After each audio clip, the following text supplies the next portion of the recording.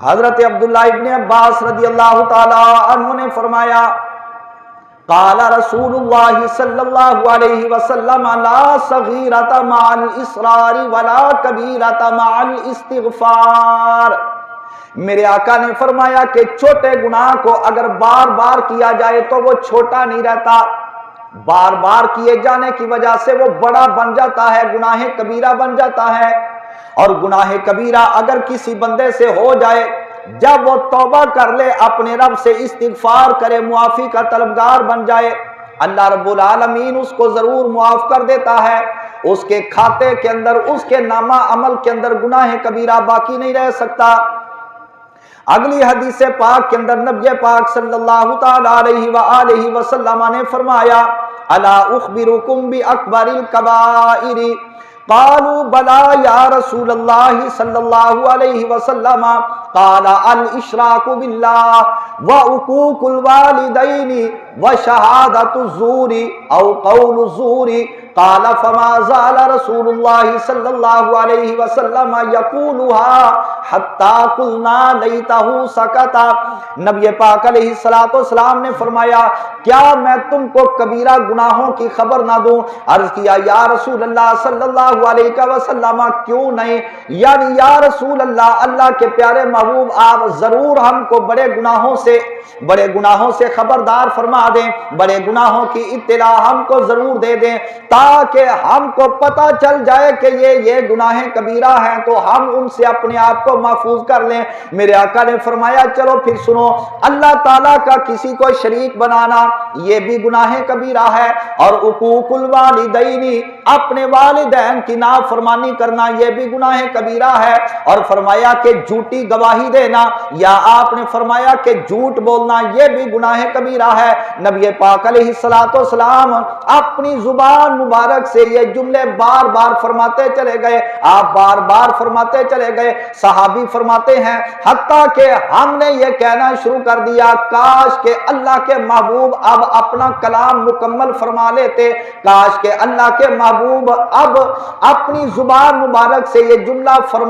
فرمانے سے سکوت اختیار کر لیتے۔ یعنی اللہ کے نبی نے ان کبیرہ گناہوں کا بیان ایک مرتبہ نہیں فرمایا، دو مرتبہ نہیں فرمایا، بار بار اس کو دہراتے گئے، بار بار ان کو بیان کرتے چلے گئے، بار بار اپنے صحابہ کو خبردار کرتے چلے گئے، حتیٰ کہ صحابہ کرام نے یہ کہنا شروع کر دیا کاش کہ رسول اللہ نے خاموشی اختیار کر لی ہوتی۔ اب دیکھو ماں باپ کی نافرمانی کے جس کو بندہ ایک معمولی سا عمل سمجھتا ہے کہ ماں باپ نے کہا یہ اچھا کام کرو، ماں باپ کی سنی انسنی کر دی، ماں باپ کے حکم کو ٹال دیا، ماں باپ کی نافرمانی کر دی، بندہ تو سمجھتا ہے کہ چلو کوئی بات نہیں، مگر بندے کی نظر کے اندر یہ عمل چھوٹا نظر آتا ہوگا، مگر اللہ کی بارگاہ میں اس کو گناہ کبیرہ کہا جاتا ہے۔ اور اسی طرح جھوٹ بولنا یا کسی کے حق کے اندر جھوٹی گواہی دے دینا یا کسی کے خلاف جھوٹی گواہی دے دینا، بندہ سمجھتا ہے کہ چھوٹا سا جملہ بولوں گا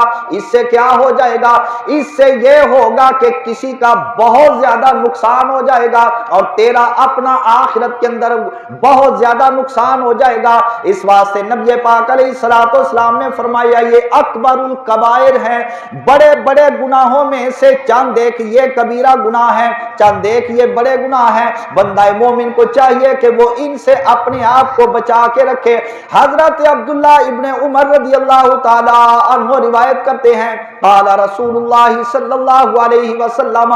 لن تزول قدم شاہد الزور حتی یوجب لہ النار۔ جو بندہ جھوٹی گواہی دیتا ہے اور جس جگہ پر کھڑے ہو کر وہ جھوٹی گواہی دیتا ہے، ابھی وہ بندہ اپنی اس جگہ کے اوپر کھڑا ہوتا ہے، اللہ رب العالمین اس کا نام جہنمیوں کی لسٹ کے اندر درج فرما دیتا ہے۔ آپ دیکھو بندہ تو سمجھتا ہے کہ دو لفظی بات ہی کرنی ہے نا، ہے تو دو لفظی بات، مگر بعض اوقات عمل چھوٹا ہوتا ہے تباہی بہت بڑی ہو جاتی ہے، اور بعض اوقات اس کے خلاف ہوتا ہے، عمل چھوٹا سا ہوتا ہے، اجر و ثواب انعام بہت زیادہ ہوتا ہے۔ تو یہ بھی دیکھا جائے تو گفتگو تھوڑی ہے، جملہ چھوٹا سا ہے، مگر تباہی اور بربادی اتنی ہے۔ میرے آقا نے فرمایا جہاں کھڑے ہو کے اس نے جھوٹ بولا، جھوٹی گواہی دی، بندہ اسی جگہ پر کھڑا ہوتا ہے، وہاں سے ابھی اس کے قدم ہٹنے نہیں پاتے کہ اللہ رب العالمین اس کو جہنمیوں کی لسٹ کے اندر نام لکھ کر اس بندے کے لیے جہنم کو واجب کر دیتا ہے۔ تو اس سے معلوم ہوا کہ جھوٹی گواہی دینا نہ صرف یہ کہ کبیرہ گناہ ہے، بلکہ ایسا کبیرہ گناہ ہے جس کا انجام جب بپا ہوگا، نتیجہ نکلے گا، تو جھوٹی گواہی دینے والے کو جہنم کے اندر داخل ہو کر اللہ کا عذاب برداشت کرنا پڑ جائے گا۔ اس واسطے گفتگو کرنے سے پہلے اور بات کرنے سے پہلے بندہ مومن کو سوچ لینا چاہیے کہ میں کیا بات کرنے لگا ہوں اور کیا گواہی دینے لگا ہوں۔ آیا کہ میں آج کسی کے حق میں جھوٹی گواہی دوں گا اور کسی کے خلاف جھوٹی گواہی دوں گا تو اس سے کہیں میری قبر تاریک تو نہیں ہو جائے گی، میرا آخرت کا کہیں اس سے نقصان تو نہیں ہو جائے گا؟ اگر تو اس کا آخرت کا نقصان نہ ہوتا ہو تو اس کو چاہیے کہ وہ گواہی دے دے، ایسی صورت میں وہ گواہی جھوٹی نہیں ہوگی۔ اور جو گواہی جھوٹی ہوگی، جب جھوٹی گواہی دے گا تو ہو سکتا ہی نہیں کہ اس بندے کو اپنی آخرت کے اندر نقصان کا سامنا نہ کرنا پڑے۔ اب ہم دیکھتے ہیں کہ کبیرہ گناہ کون کون سے ہیں، ان میں سے چند ایک آپ کے سامنے بیان کروں گا جن کو کہ محدثین نے، علماء مفسرین نے شرع کی کتابوں کے اندر، تفاسیر کے اندر اور دیگر دینی کتابوں کے اندر بیان کیا۔ ان میں سے سب سے پہلے نمبر پر ہے کسی مسلمان کو ناحق قتل کر دینا، یہ گناہ کبیرہ ہے۔ اسی طرح زنا کرنا، بدفعلی کرنا، شراب پینا، چوری کرنا اور کسی کے اوپر زنا کی تہمت لگا دینا جس کو قذف کہا جاتا ہے، جھوٹی گواہی دینا، کسی کا مال غصب کر لینا، کفر و اسلام کی جنگ ہو تو بندہ مسلمان کا میدان جہاد سے بھاگ نکلنا، سود کھانا، یتیموں کا مال کھا جانا، ماں باپ کی نافرمانی کرنا، رسول اللہ کی ذات کے اوپر جان بوجھ کر جھوٹ باندھ دینا، یعنی ایک فرمان حضور کا نہ ہو تو کہہ دینا اللہ کے نبی نے یہ فرمایا ہے، یہ بھی بہت بڑا گناہ ہے۔ حضور نے فرمایا من کذب علی متعمدا فلیتبوأ مقعدہ من النار، جس بندے نے جان بوجھ کر میری طرف جھوٹ کو منسوب کیا، فرمایا اس بندے کا ٹھکانہ جہنم ہے۔ اتنی بڑی سزا ہے اس کی۔ اور جھوٹ باندھنا اللہ کے نبی پر، بلا عذر گواہی کو چھپا جانا، رمضان شریف کے فرض روزے نہ رکھنا، جھوٹی قسم کھانا، رشتہ داریوں کو ختم کرنا جس کو قطع رحمی کہا جاتا ہے، ناپ اور تول میں کمی کرنا، نماز کو وقت سے پہلے پڑھ لینا یا بلا عذر کے نماز کو قضا کر دینا، مسلمان کو ناحق مارنا، جسمانی تکلیف پہنچانا، صحابہ کرام کو سب و شتم کرنا، رشوت لینا اور دیوسی کا کام کرنا، حاکم کے پاس جا کر لوگوں کی چغلیاں کرنا اور زکوٰۃ نہ دینا، نیکی کا حکم نہ دینا، قدرت کے باوجود برائی سے منع نہ کرنا اور قرآن مجید کو یاد کرنے کے بعد اس کو بھلا دینا اور کسی جاندار چیز کو آگ لگا کر اس کو جلا دینا، اللہ کی رحمت سے مایوس ہو جانا، اللہ کے عذاب سے بے خوف ہو جانا، علماء کی توہین کرنا، زہار کرنا، بلا عذر مردار یا خنزیر کا گوشت کھا جانا، جادو کرنا،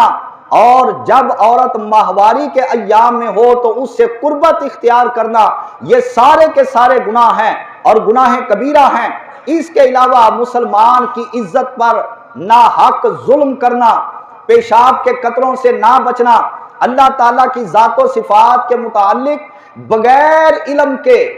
جو کچھ دل و دماغ کے اندر آئے اس کو بیان کرتے چلے جانا، اور جب علم کے ظاہر کرنے کی ضرورت ہو تو وہاں پر علم کو چھپا جانا، فخر اور غرور کے لیے علم کو حاصل کرنا، کاہن اور نجومی کے پاس جا کر ان کی باتیں سن سن کے ان کو سچا کہنا، ان کی تصدیق کرنا اور غیر اللہ کو سجدہ کرنا، بدعت کی دعوت دینا، خیانت کرنا، بدفعلی نکالنا، سونے اور چاندی کے برتنوں کے اندر کھانا اور پینا اور وصیت میں زیادتی کرنا، شراب بیچنا، سود کا لین دین کرنا اور سود کے معاملے کے اندر گواہ بننا اور دو چہروں والا ہونا، یعنی بظاہر تو کسی بندے کے ساتھ دوستی کا اظہار کرنا، اندر سے اس کا دشمن ہونا اور اس سے دشمنی رکھنا اور اپنا نسب تبدیل کرنا، ذات کوئی اور ہو لوگوں کو اور بتاتے پھرنا، جس طرح آج کل لوگ ذاتیں بدل کر پہلے کچھ بنتے ہیں پھر کچھ بنتے ہیں، 2-3 نسلوں کے بعد پتہ چلتا ہے کہ ان کی جو آنے والی اولادیں ہیں وہ اپنے آپ کو سید بنا کر پیش کرنا شروع کر دیا، اور اسی طرح بغیر عذر کے جمعے کو ترک کر دینا اور نشہ کرنا اور غیر اللہ کی قسم کھانا، یہ سارے کے سارے گناہ کبیرہ ہیں۔ اب ہم جو کچھ ہم نے سنا، جو ہم نے سمجھا، اس کو مد نظر رکھتے ہوئے آج اپنے معاشرے کا، اپنے احوال کا، اپنے ماحول کا جائزہ لیں تو ہمیں نظر آئے گا کہ یہ سارے کے سارے کام تو ہمارے معاشرے کے اندر عام ہو چکے اور ان کو معمولی سمجھ کے کیا جاتا ہے۔ تو قبلہ جہاں پر گناہ کبیرہ اعلانیہ طور پہ کیے جانے لگے، وہاں پر پھر اللہ رب العالمین کی رحمت نازل نہیں ہوا کرتی، اللہ کا غضب آیا کرتا ہے۔ اس واسطے